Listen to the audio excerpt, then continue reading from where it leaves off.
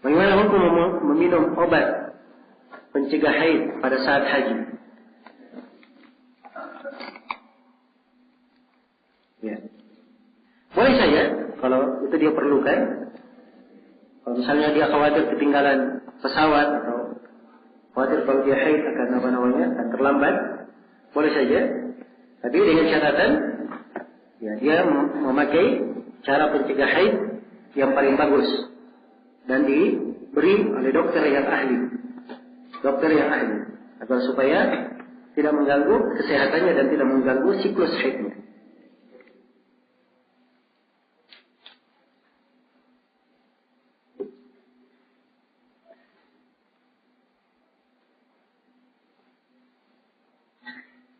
Apakah orang yang sholat tasbih kemudian lupa sudah berapa jumlah tasbihnya disunahkan untuk sujud sahwi? Dan kalau dia lupa jumlah tasbih, tidak ada masalah, tidak ada sujud sahwi. Itu pun dibangun di atas pembahasan apakah sujud sahwi itu hanya di sholat wajib saja, apakah dia boleh juga di sholat sunnah. Bagi siapa yang berpendapat boleh di sholat sunnah, ini dia lupanya bukan dalam hal yang merupakan kewajiban atau rukun.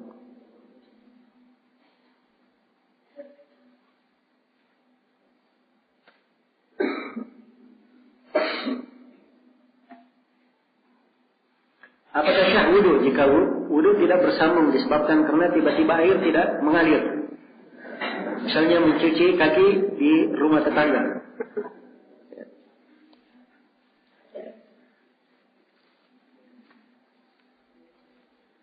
Kalau misalnya tidak lama, setelah itu dia langsung ke rumah tetangga cuci kakinya, tidak ada masalah. Tapi kalau pagi dia wudu tidak ada air sampai dekat duhur, dia ke rumah tangga cuci kaki saja, ya, maka ini tidak diperbolehkan. Nah, dia sudah minta izin untuk cuci kaki, ya sekalian aja wudhu seluruhnya, ya selesai masalah.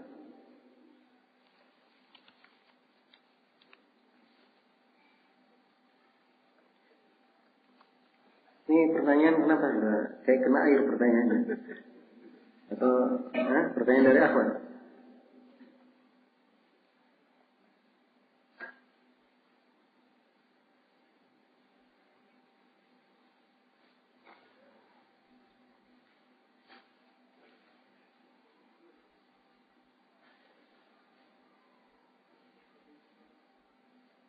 Bagaimana hukumnya jika kita disuruh atasan untuk memakai dasi?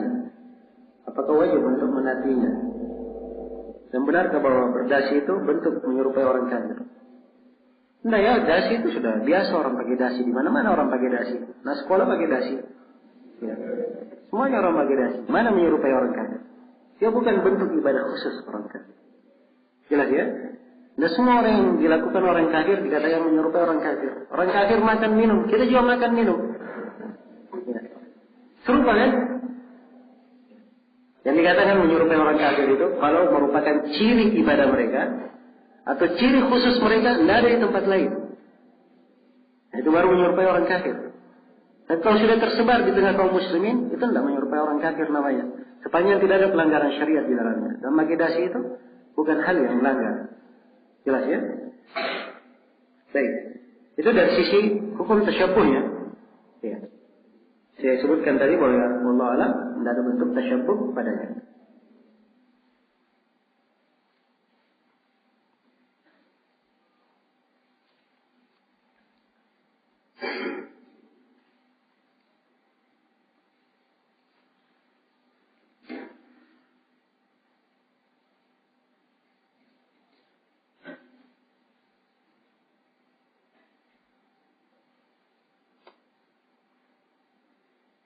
Seorang istri yang bila berakhlak buruk, suaminya mengancam untuk menikah lagi. Apakah ini merupakan cerminan suami yang baik?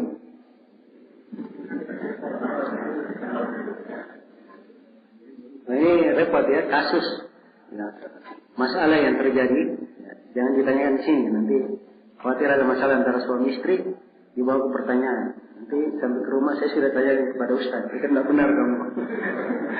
Padahal saya menjawabnya umum. Ya. Maka saya nasihatkan kepada siapa saja untuk selalu bertakwa kepada Allah. Ya. Dan setiap orang Yang dia pikirkan adalah bagaimana dia menunaikan kewajibannya dan tanggung jawabnya masing-masing. Tidak usah terlalu banyak memikirkan orang lain. Dia berakhlak baik, tidak berakhlak baik, itu urusan dia. Karena dia antara Allah. Paling penting diri kita. Ya. Kita punya kewajiban, tanggung jawab, yang nanti kita akan ditanyai pada hari kiamat tentang kewajiban dan tanggung jawab tersebut.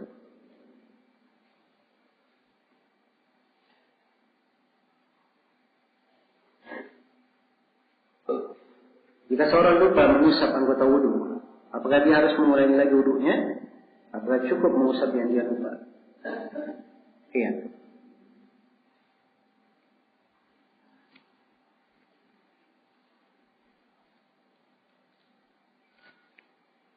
Kalau yang dia lupa adalah dari rukun wudu, maka dia ulangi wudunya dari awal. Karena disyaratkan harus ada tertib. Ya, dan memang ada silang pendapat di kalangan para ulama. Apakah tertib itu gugur karena lupa atau tidak? Itu ada dua pendapat di kalangan ulama. Ya, ada yang lebih tepatnya bahwa dia tidak digugurkan karena lupa. Ya, tetap didatangkan. Maka dia ulangi wudunya dari awal. Kalau itu yang merupakan dari rukun atau kewajiban. Kalau sunnah yang dia lupa, ya tidak ada masalah, tidak harus dia ulang.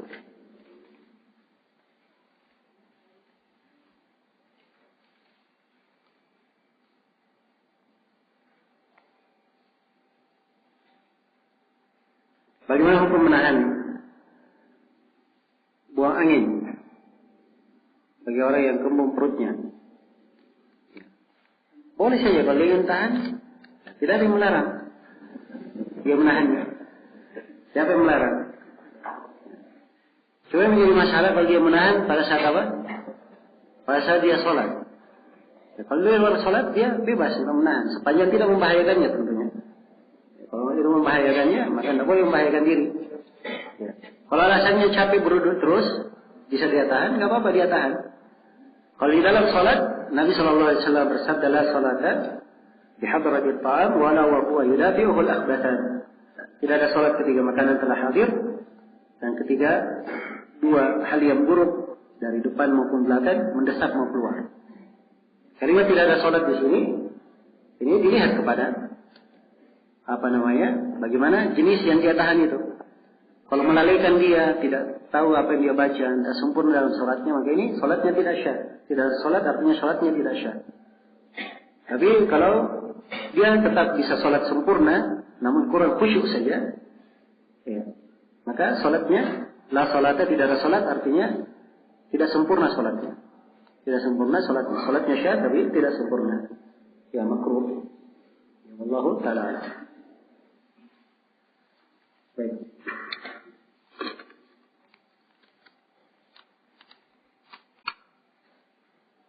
Seorang perempuan meninggal 1 pekan setelah melahirkan, terhitung mati syahid kan? Kalau dia meninggalnya 1 pekan setelah melahirkan, dia meninggal karena melahirkannya, akibat melahirkan, maka ia terhitung masuk di dalamnya. Iya.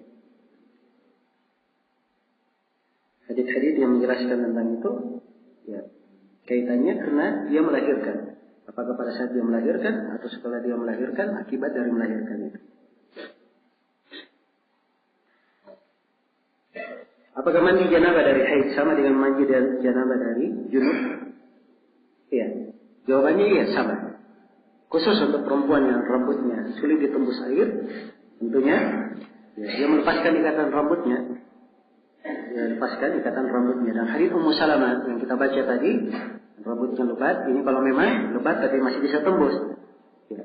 Dengan air yang dituang. Tapi kalau sulit tembus, maka dia gerakkan kepalanya agar dia selesai kepalanya agar supaya air masuk.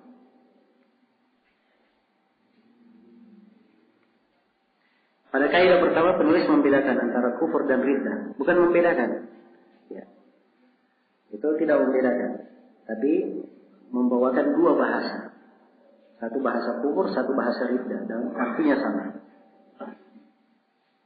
Walaupun kata kufur lebih luas, nah riddah salah satu dari bentuk kufur. Ya, riddah itu dia kafir, bukan kafir asli, tapi dari Islam masuk ke kafir. Kalau kufur ada yang merupakan kafir asli, memang asalnya dia kafir tidak pernah masuk Islam.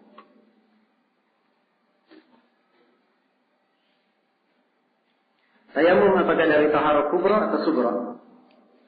Ya, di sini penulis hanya menyinggung taharah yang berkaitan dengan air. Beliau belum menyinggung taharah yang berkaitan dengan pengganti air. Taharah yang berkaitan dengan pengganti air namanya apa? Tayamum. Ya, jadi jangan ditanya apakah dia taharah kubra atau sugra. Sebab kubra dan sugra itu kaitan dengan taharah yang berkaitan dengan apa? Menggunakan air. Kalau tayamum dia cuma satu saja. Tayamum. Pengganti dari air. Ya, kalau tidak bisa mandi, tidak ada wudu, maka dengan apa? Dengan tayamum. Baik, segera cukup dalam di sini. Insyaallah taala kita lanjutkan besok pagi di sesi yang ketiga. Subhanakallahumma wa bihamdika asyhadu an la ilaha illa anta astaghfiruka wa atubu ilaik. Walhamdulillahirabbil alamin.